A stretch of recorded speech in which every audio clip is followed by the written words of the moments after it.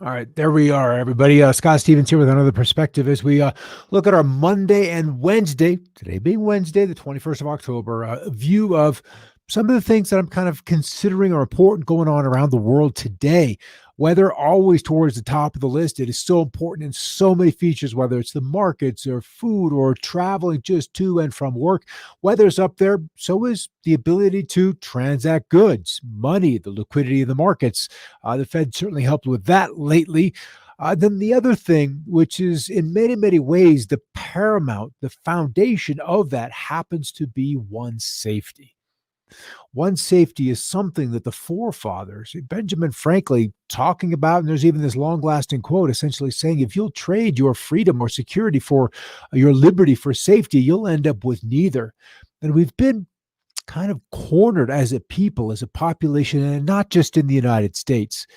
Absolutely not just in the United States. This is a formula which works across many, many different paradigms, across many different types of government. Is that if you can make people feel insecure, if you can bring that to their doorsteps, or that threat is at their doorsteps, they will say, hey, come on in. I need help. I need to feel like I'm in a safe place so I can sleep tonight. And there is some truth to that. So it's not like it is an unfounded threat or an unfounded need, that desire for security. Children are in that situation, especially when they find themselves in unsafe homes, whether it's natural parents or adopted foster parents. Safety figures in a great deal as to how you view the world, how you grow up, and how you interact with other people. Safety and security is a big, big part of that. All right, where we're going to go today, and we'll head over to Facebook. If you've hit me on Facebook, Scott.Stevens 1276, and hit that. There's a question I posed a couple hours ago about what you're doing as we approach this event. Whatever this event is, I don't know, but we're approaching it. And I'm kind of curious how your family, have you discussed this? What are your intentions? What are your plans? What's going to go with that? Let's get back here to the title of this guy. So I'm going to call it Hunker Down or Bug Out: The Quest for Safety on this 21st of October. There's my contact information: Twitter, Facebook, and Instagram. And I'm going to begin with this. All situations are different. We have to grant people that no one, not even a couple living in the same home, are on the same page as about how to contend with this situation, whatever it ends up being. But all situations are different, even just slightly so. Physical stamina, one's physical location or the starting place, family connections. I can't leave my family. I can't leave my kids. I can't. Or I can, and we should. Both points of view are valid depending on their situation. Monetary resources, that is always a concern. Few, if any of us, have the millions to have a Gulfstream 5 fueled up, a pilot on standby to where they can call and say, let's go. And then that single aircraft, that business jet that can load 9 people, a good set of luggage, and can make a leap for 7,000 nautical miles to a far distant land. That's just not an option. And even when you get there, was it the right thing to do? So we have monetary resources, imaginative skills to problem solve. What are the problems that will confront us, and how will we use that imagination, that potential life set of skills to solve that problem? Some even have military training. That is amazing. That is an incredible gift to have at least one of those persons in your family. Have you already completed preparations, whether it's food, whether it's knowledge of your neighbors, whether it's securing eyes on the property? Who knows? Everybody's situation is different. All of us have medical needs. Some of us have very few, if any. But the ultimate skill of stillness, so that one can hear. Can you quiet the house? Can you quiet your head? Can you quiet the thoughts, so that impulse, that still small voice, can give you that guidance that cannot be found in your tribe, through the computer, or somewhere else? Can you find that quiet place? So being able to see without eyes and listen without ears, and then to know without thinking. And these are the tried and true honed skills of a hunter and a survivor. So what we found ourselves in is an unstable stability, a system that looks fine, an apparatus, a financial system, education system, a transportation, a foodstuffs delivery system, which looks fine, even though we recognize their problems. And COVID made some of that bare, but I'm sure most folks out there sense that it's all fixed. It's all fixed. There's nothing to worry about. I don't need to keep the kitchen stocked. Let's use what we've already purchased because money is short. We've lost an income and that hasn't come back yet. And 39 weeks of unemployment is more than 2/3 done. What do we do? So what has become unstable for us to even begin to ask this question? And how you answer what has become unstable for us to even be asking this question also will vary by the individual, by the family, by the situation. Sometimes it's the ATM card that just runs out of money long before the fridge runs out of food. Or maybe it's the other way around. The fridge is empty and the debit card is also empty. That food insecurity can move people into actions, into situations that would never be considered otherwise. So, what's become unstable? The news is certainly full of things, and I'm sure we've all seen those. So, we'll start with this. He said that there's no clear cut answers, it's opinion based on opinions, and opinions formed from where you are right now. And right now, you don't know, and I don't know. And we won't know until we know. And at that point, is your preparation done? Have you gamed out, planned out, emotionally prepared, logistically prepared? Maybe all of that work done to stock the house, to prepare for armaments. That's certainly a situation. Or for surveilling the neighborhood, your front and back doors, even your side windows, keeping that car full of gas. Maybe that'll be enough. Maybe it won't be. The Economist is an interesting magazine. We know who it's published by. And they usually telegraph things ahead of time. And they're fairly honest. They have to be. It's part of karmic rules, is that you telegraph, you tell people what you're going to do so they can accept or reject, so they can alter how they react to your message, to your planned actions. So everything's under control, big government, liberty, and the virus. From their point of view, I'm sure it is. This was April 3rd this year. The next one, a little bit later on, the end of June through July, because you've got to take a summer off. So we just published one issue through the month of July. The next catastrophe, which is it? Another virus, a nuclear weapon? Might it be something from the sun? Could it be an object from space in this photograph behind Mother's masked head? Now, we do have an event that NASA has said will be a non-zero risk of impacting the Earth. That comes about within 36 hours of the election. Maybe it's the environment. Maybe it's the sun. Maybe it's a volcano. Maybe it's none of these. But all actions are telegraphed ahead of time. We just need to keep our eyes open. What I see is that these are topics, these are events inside this magazine cover that maybe in time, each and every one of them will manifest. Each and every one of them that we will have to confront. There will just be fewer of us after each of them. And maybe it is only 2 that hit the States. Maybe it's 3. But planet-wise, it will likely be all of them. So economic and currency failure may be a consequence of each. If you've watched a few of these shows, you know I'm about finances. I'm a big fan of gold and silver, but Bitcoin, something that you could buy within 20 minutes if you don't have any right now, but you don't have to get out of your comfies, get in the car, and risk going out of the big bad world and not knowing what'll be at the other end to purchase, to put your hard-earned energy, which is now fiat currency, into gold and silver. And then when you need to decompress that money to make it real, to put it back into a currency that everyone is using, you go through that stage once again. You get out of your comfies, you get in your car, and you go somewhere. You emerge back out into the big, bad, scary world, or maybe it's just around the corner. And you know the guy. You have a relationship with that dealer. That's a good thing because then you have been preparing. So let's go through these. Economic and currency failure may be a consequence of each of these. Number one, this is usually the big one. War with once was a previous ally.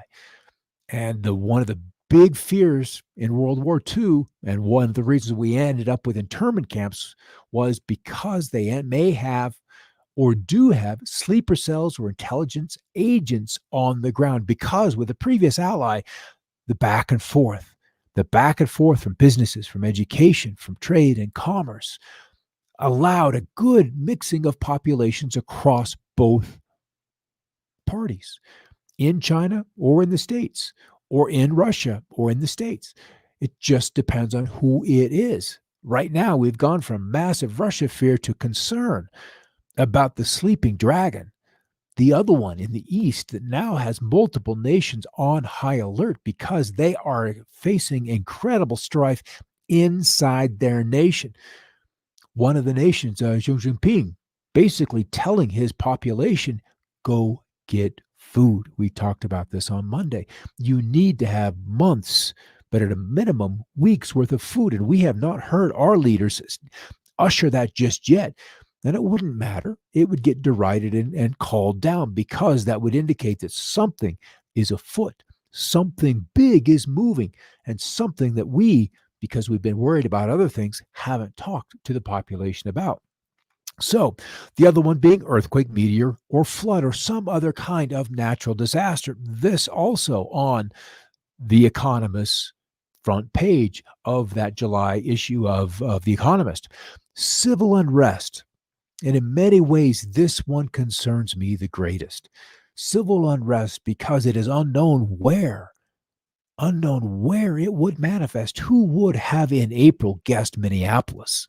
Followed quickly by Portland, although Portland has been in a bit of chaos along with Seattle since the election in 16.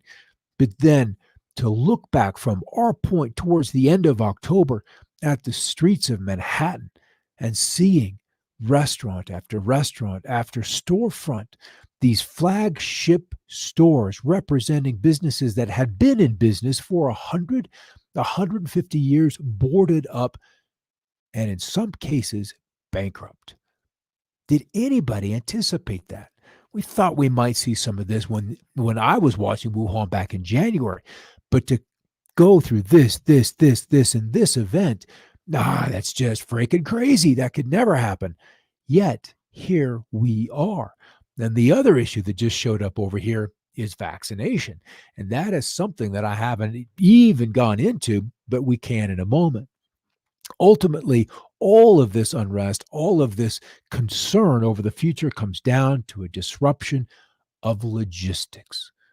Logistics in banking, to pay the shipper overseas, to pay the railroad company to deliver, to pay the truck driver to bring that product the last 100 miles or the last 10 miles. And then, of course, the last mile dealing with the post office, also dealing with their own issues now surrounding the election. So, logistics disruption, the last one, or an apocalypse driven by secrets revealed.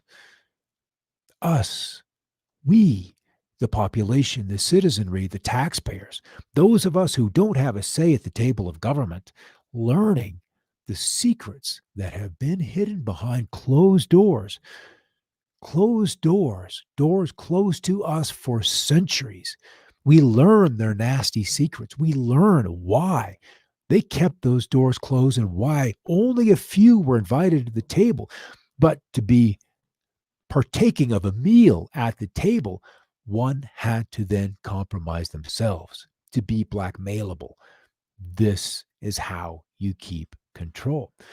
So if the people see an apocalypse, which is nothing more than a revealing of the truth, driven by this process of secrets revealed, ultimately would reveal or result in a loss of trust.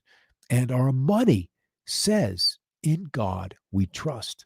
Who is the God? The God of money? The God of the printing press? The God of the Federal Reserve and the bankers? And whom do they worship? That's part of secrets revealed. Back to the elections, which might be a big trigger for all of this. Location after location, finding players of unscrupulous natures, stealing ballots, prying open community mailboxes, forging signatures.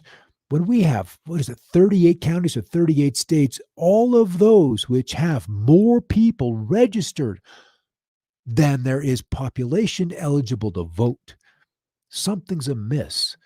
If it requires a license for you to drive the car, to buy alcohol, then I don't think that is a bridge too far to require of someone to participate in the process of elections. And so, as we stand back and go, okay, then what do we do? Where do I go? You can't go to places you thought you once could. With the virus now, a matter of life and death. It's just a matter of life. Everywhere you go, doesn't matter the place, there is a gate that you must walk through, proving A, you're clean, or you're just not welcome because you come from XXX, wherever that is.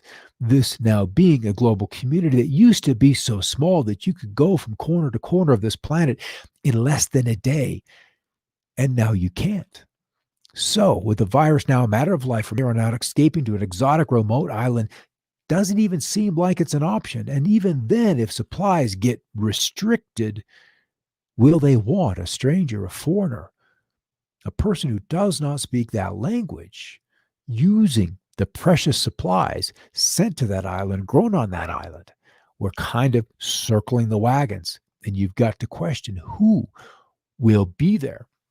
Now, as we look at this, what to keep in your car, if you haven't already gone through these kind of lists, that's crazy. That's crazy. If you got a brand new car and it's clean, okay, that's one thing. Get to work.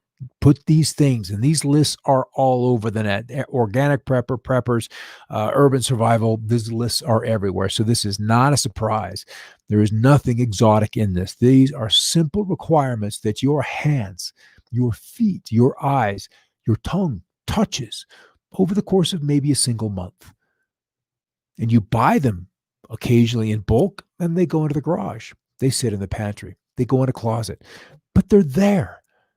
It's when you choose to leave that you need to decide what to take. And that becomes, in a way, a cognitive dissonance, because circumstances have put you where you are and you've made it your home. You've nested. And when you choose to leave your nest, you are willingly choosing to travel into and partake of someone else's territory. That can give one the willies. So if we do see some unrest, the thought has been, well, call 911 if I need help, if there's an intruder. But we've, believe it or not, had this agenda where we defund the police. I have the sense that that mentality has gotten just about as far as it's going to go. It'll probably go no further. That thin blue line, I think we all need to know that that's there, because as soon as that threat of the law enforcement showing up, people tend to behave. We're not quite to the point where the consciousness is evolved enough to where a true system of anarchy, of personal responsibility, of being true human beings is here yet. There might be locations, there might be small tribes, there might be gatherings, and if you found them, good for you. God bless you. And you're ahead of the vast majority of the people. But there's still going to be this need for this. So we're going to pop over to Facebook here in a moment. But we must all consider one's and one's loved ones' security, utilities, foodstuffs, jobs. Because if you leave, then you're also leaving the ability to raise revenue, to make money. And what if there are military actions? That one, outside of unrest, civil unrest, the military actions, I'm thinking on a larger scale, karmically, because of what the United States has done in the past 100 years, there's some of that coming back. That's just part of the swinging of the pendulum, of the back and forth of cause and effect, of cause and effect. How could that karma be settled? Those actions that are hanging out there in the ethers unresolved be dealt with without the large part of the population falling into a warlike situation, into a World War II, into World War III, into a civil war, into some kind of action which then disrupts the logistics of running a nation. So, military actions, geophysical actions, an inner sense with accompanying guidance, I believe is eventually all each one of us have to fall back on to prepare us for our individual knowing that something big is coming. I'm a little weird because I have always liked disaster movies. I don't know why. I don't know why, but I have liked disaster movies. And part of that, I think, has to do with with just why I was born at this particular point in time, why I have a mission, and I believe all and each and every one of us has a mission right now to fulfill, to manage, to fulfill. I think that is probably the best word right there. And with that, I'm trying to come over here, cancel, bring this baby out, come over here and bring this full screen. And then I want to go to this discussion because I started it over on Facebook a while back this afternoon.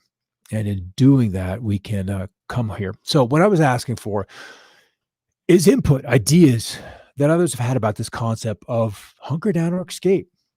With all that's happening in the world right now, is it safe to prepare for shelter in place or to make a plan to leave? But to where? That's really the big question. And that's where it comes down to that inner guidance to be able to listen. All right. And Jude basically says, and I'm going to go full screen here to make this full, plan for both. And I couldn't agree more that for a time being, the plan to stay where you are is probably the most realistic, probably the most reasonable, because to completely upend a family and to go somewhere is a lot like what we have seen and some powers that be imposed, mandated, triggered, forced to happen across Africa and Syria and Iraq. And those populations have had no option. Their safety demanded that they pack up and leave with nothing more than a suitcase or two, largely just one suitcase, because carrying two suitcases for who knows how far is a bridge too far to ask. So you bring only the absolute necessary. So you've got to if you stay home, then you've got to put your trust that the turmoil can be endured while you make your stand. And it's kind of curious that we've had so many zombie movies put in front of us where this event happens, whether it's alien, whether it's government, whether it's virus, it doesn't matter. The storyline is very, very similar, where we have to hunker down. We stay and put, but the big thriller is the chase. As you leave your safety, your home, because you need milk, because you need bread, because you need beans, because you need power, because you need, then you're putting yourself at risk. And this one, Jody, is probably the most relevant. Get out of the cities. And it's amazing how rural and even in some ways suburban real estate has thrived since March. Once people realize that this is not where I want to be, they hit Zillow, they hit realtor.com, they went shopping. And as long as the banks were running, I've got a little income, I can make the 3% to 7% down payment. I'm going to go looking for that rural location, even if I don't know the neighbors. I want space to be apart from where I am right now. So there's been this incredible migration out of the urban centers. So, not sure where we're heading, but my hubby has us stocked already, and we either have enough beans and rice and supplies to keep us going for 20 years, or we take them down when they knock on the door. We're probably not all that different, are we? Because we will, as much work as we've gone through to fend our location and to stock up for it, we're going to knock them down at the door if it comes to that. So right now, rural real estate has never been more valuable and sought after. And in the little rural community I am in, there are so many people I have never seen before that have decided to be rural. Right now is absolutely the answer. And in this location, even if you can't buy, well, let's just say if you can't grow a garden for more than 3 or 4 months of the year, it has to be enough. So what the other one I'm concerned about is this type of consciousness, are we prepared for confrontation? And that's a result of this, where someone had, and I saw it on Twitter, taped to their car. Dear neighbor, you've been identified by our group as being a Trump supporter. Your address has been added to our database. This means there's an organization as a target for when we attack should Trump not concede the election. We recommend that you check your home insurance policy and make sure that it's current and that you have adequate fire coverage for fire damage. You've been given a fair warning. As always, remember, it was you that started the Civil War. Be prepared to face severe consequences of your preemptive actions against democracy. I would suppose that would be an opinion, wouldn't it? What is your action? Typically the first, so says Ryan, the first step of conflict is typically self-preservation. And what do you do to preserve? If it's on the porch, do you run inside, close, lock the door, draw the curtains? That's one act. The other, if you've got the keys in the car, do you get in the car, and then flee that way? I guess it depends on the threat. And we're back to the beginning of the show. Why is the system unstable? Why are we even having this discussion? Is it possible, as we kind of alluded to earlier, that we all have this sense? I believe we all come into lives with this sense of knowing what our purpose is. It's that way of the divine kind of guiding us through this role, down through this job. Nope, you've learned all you need there. Let's get you fired, or let's make it so uncomfortable. Let's bring in a really rotten boss. I'm like, I'm out of here. And you go look for that new job. You move the kids, you move the wife, and you move to a new city with a new set of opportunities. And so we are I look back now and I was fired from 3 jobs. And in hindsight, it's like, holy shit, that's exactly what needed to happen exactly when that happened. So I can't say it was a bad thing. It was what was supposed to happen. So are we dealing with issues from space? Now we have a president who launched to much, much consternation from all those around a space force because it was perceived that we needed one. And a couple of months afterwards, I began to realize that, well, of course we need one, because once we have a space force, all else we need is a Coast Guard and an Army. It gets rid of the Navy and it gets rid of the Marines. It's those other agencies, those other divisions of the DoD that would be rendered obsolete. If you could have supremacy from space through the atmosphere, and with the weapons that would go with that, in and around even urban centers, there's not a need, because much of what you would need for boots on the ground, we are this far away from being mechanized. Meaning the Marines would not be human beings, but would be Boston Dynamic robotics dropped from above. We're so close to that kind of an issue. Todd saying, I do believe that in approximately a week, we will see a ramp up in total mayhem around the election. Personally, I would head to the Virgin Islands. Nice. Incredible weather, remote, plentiful fruits, veggies, and fishing, and lots of fresh fish. There are also 7,000 islands where one could find peace and solitude as the UF self-destructs, in my humble opinion. I believe in many ways that is probably the course that is set, that it doesn't matter which path we go. It doesn't matter really who gets elected, that this reset is upon us, that this boat has taken us pretty much as far as it can. And that's been a pretty good distance. It's been a great trip. We have learned a lot. We have had great experiences with each other and with this experience of a constitutional republic. That doesn't mean that there aren't parts of it that can't be reconstituted, like an MRE, when we get some fresh water, when we find another location where there is liberty. So there's some very curious things in there. Ryan saying, what's personal, business, and community impact for each scenario to be considered? For those with intuition, they should follow it but not act out of fear. And it's very difficult to not react out of intuition in fear, because fear is going to bring about a very mechanized reaction. It's a very, I'm afraid, your fight or flight, one or the other. The subtleness, that still small voice, really cannot be heard when one ends up in fear. D saying, being a Texan and living south of DFW, those thoughts have been on my mind. So much anger spinning around these days. I fear for my family. But where would be most safe should madness erupt? Each time I keep coming back to our home. We have dogs, we have donkeys, and they are the world's best alarm clocks. Home is where we will stay, sending out white light of goodness to all. And I have to say that so many of us have been guided to where we probably should endure and stand our ground, better or worse. I think all of us at one point or another will come to the conclusion that we have to make a choice. Do we stay or do we go? All right, I'm going to pop over here. Let's reshare the screen under this new guy right there. Let's go full screen, and we'll present button is way over there. There we go. Share. All right. Now, we've all done shopping. Some of us have probably done more than we should, and others obviously not enough. Some are really good in the kitchen, and out of rice, beans, and a few spices, something miraculous can happen. But when all you bought was healthy food, when you're motivated, but now you're craving junk food, and the only thing available is kale chips.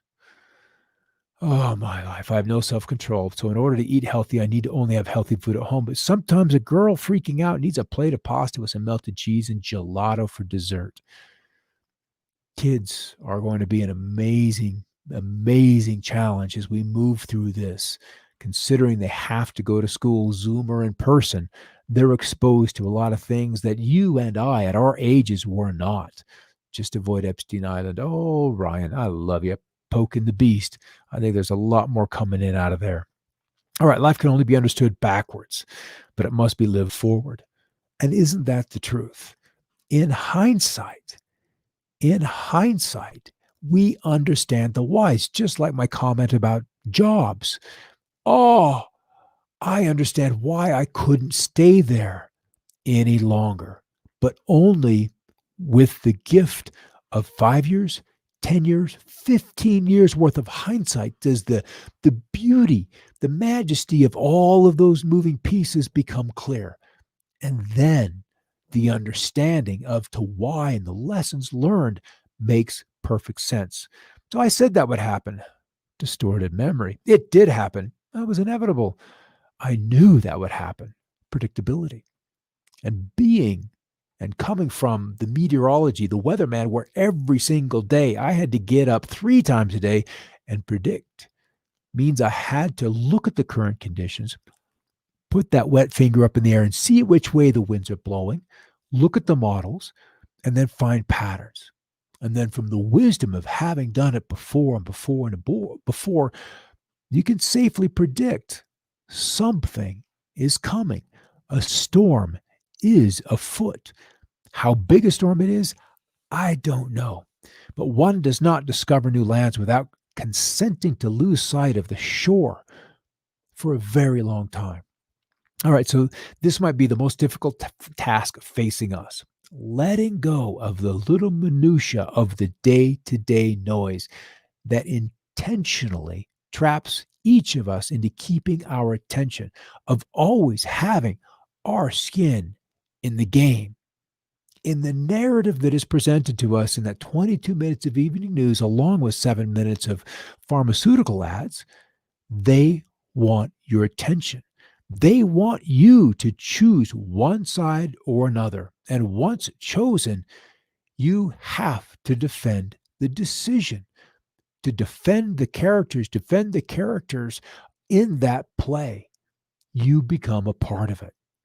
Is it possible to trust in the flow, to prepare for what's coming, but then be able to let go?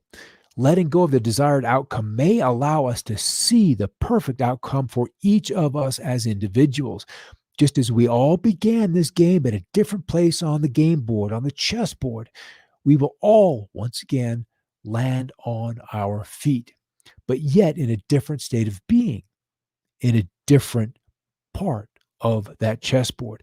This is how growth, progress, and divine evolution moves each of those individual game pieces one step closer to home. And that's what we have to realize this is. It's just a game of evolution. It hurts. It's annoying as F, but we're in a game. And they want you to choose a side, to become invested in a side, to know that your life will not be the same if you don't choose the right side. But either way, we'll all land on our feet. Even those that don't live through it will still land on their feet. All right, Coffee Break Show with Victoria Helm, Monday through Friday at 11 o'clock with guests on Wednesday, and I show up on Fridays as we wrap up the week. She is now on iHeartRadio. Tracy Wilson on Tuesday, Thursdays, 6 o'clock Mountain Time, and here I am on Mondays and into Wednesdays and Wednesday. Yeah, M and W. It's not that difficult, Scott, but sometimes it is. Sometimes it's confusing. Sometimes you don't know what to do. And in that chaos, that's where the fun part of creation actually happens, because what was predictable becomes unpredictable. And in some ways, that's exciting because, and I can guarantee you, they have a plan, but so does a higher power. Thanks for stopping by. Good to see you in there, and I'll get you into the comments a little bit later after the show. But I'll catch you on Monday for another perspective. We'll be in the last week before election, and it's crazy because there's all kinds of apocalyptic things happening. The discovery of what was hidden continues to march forward. Enjoy the show. Keep looking up.